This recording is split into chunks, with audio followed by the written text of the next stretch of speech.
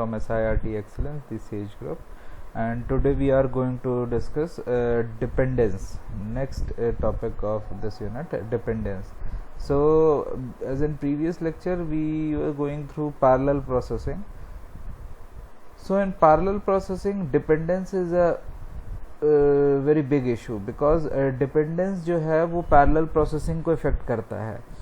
Suppose आपने किसी एक टास्क को स्मॉलर सब टास्क में डिवाइड किया और पैरेलल एग्जीक्यूशन के लिए उसे डिफरेंट प्रोसेसिंग यूनिट्स में दिया.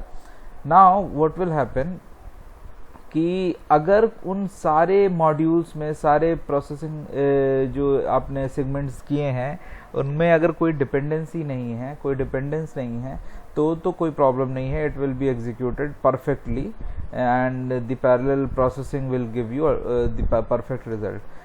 But if some dependence exists there, now what is dependence?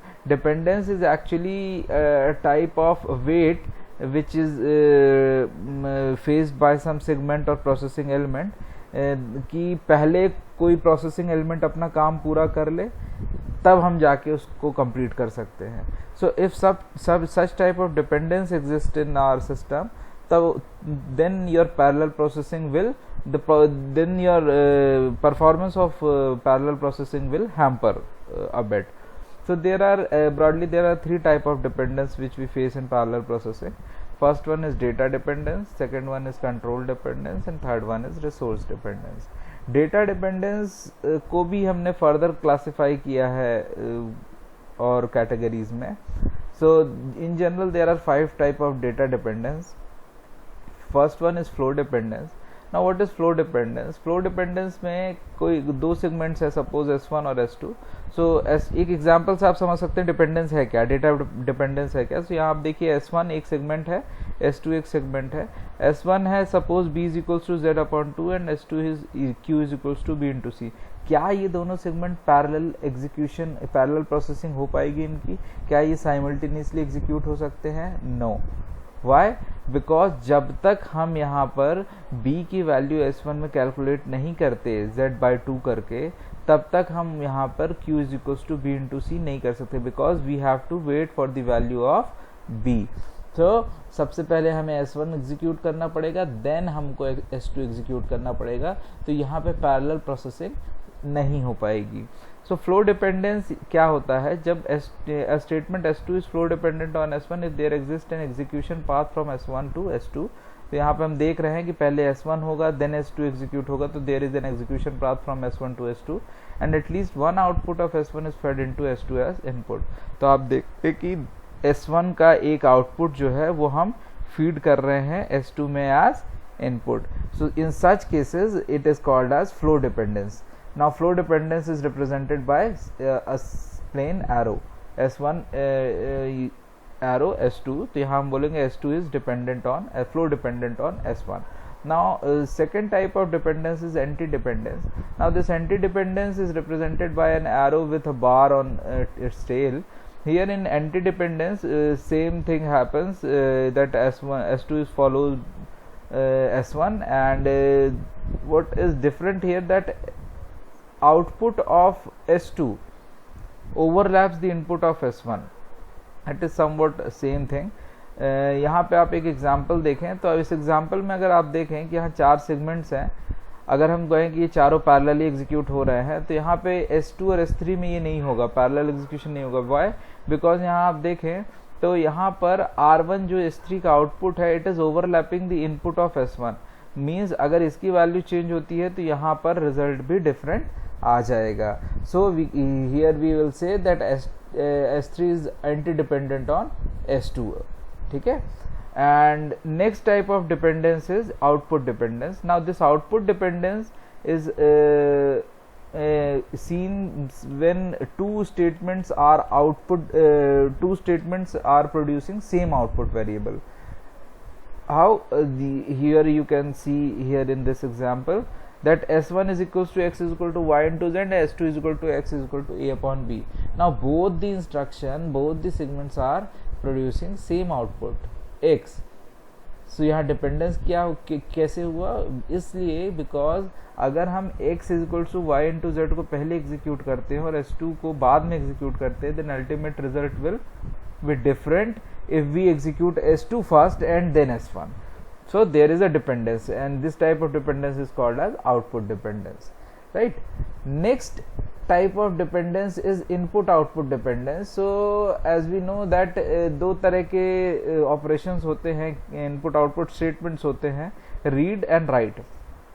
Now this type of dependence occurs when some file is referenced by both input and output statement. मतलब हम किसी file को अगर एक ही time पे read भी कर रहे हैं और राइट भी कर रहे हैं, then this type of dependence will occur. मतलब कि obviously कि अगर हमने पहले रीड किया और उसके बाद राइट किया तो रिजल्ट विल बी डिफरेंट, और पहले राइट कर दिया और उसके बाद रीड किया तो result will be different. So this is also a type of dependence. And yes, please remember the representation. This output dependence is represented by a arrow with a circle on its tail, and this input output dependence is represented by an arrow with I oblique O written over it. Now last one is unknown dependence. Now this, what is this unknown? As its name is obvious, it is its property is obvious by its name, unknown dependence. This dependence relation between any two statements cannot be determined until run time. जब हम execution कर रहे होते हैं तब जाके हमें पता चलता है कि some kind of dependence is existing between data, and then we have to go back and debug our program and then execute. हमारा जो processing time है it will be affected. So there are many scenarios, जैसे subscript of a variable is itself a subscript. So x power x लिखा आपने या x base to the x लिखा, तो it is a type of dependence which is called as unknown dependence. जब तक हमें x की वैल्यू नहीं पता है, हम उसके बेस में या पावर में कैसे हम लगा सकते हैं उसी सेम वैल्यू को, ठीक है. The subscript is itself a loop index variable. So subscript को अगर हम लूप में चला रहे हैं, तो अगर हमें सबस्क्रिप्ट का वैल्यू नहीं पता है तो हम लूप को कितनी बार चलाएंगे ये हमको रन टाइम पे ही प्रॉब्लम पता चलेगा. सो इस तरह के कुछ सिनेरियोज हैं जो अननोन डिपेंडेंस की कैटेगरी में आते हैं, जो हम बिफोर हैंड नहीं बता सकते, डिटरमाइन नहीं कर सकते, बिकॉज बिफोर हैंड अगर हम डिटरमाइन कर लेते हैं तो हम उसे एराडिकेट कर देते हैं. These type of dependence we face during run time.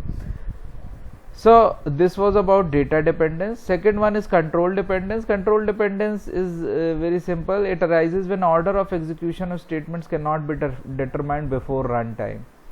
जैसे conditional if statement cannot be resolved until runtime. Why?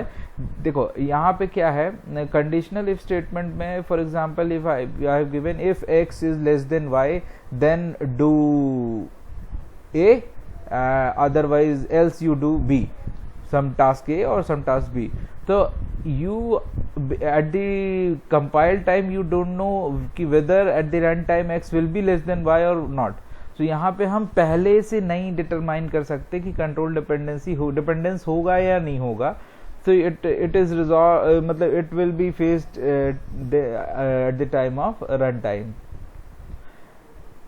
And last one is resource dependence. This resource dependence means जो भी resources हम शेयर कर रहे हैं, जो भी हमारे सिस्टम में शेयर्ड resources हैं, उसमें कॉन्फ्लिक्ट्स होते हैं. कई बार उसको एक से ज़्यादा एंटिटीज़ एक्सेस करना चाहती हैं, एंड अगर वो अवेलेबल नहीं है तो they have to wait, and such type of dependence then it called as resource dependence.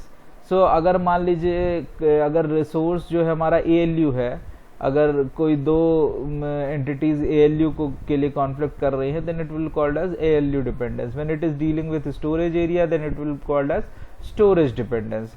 So this is a type of dependence which is based on resources, available resources, those resources which can be shared by more than one entities. So this was about data dependence, control dependence and resource dependence. In next lecture we will discuss about Bernstein condition, and in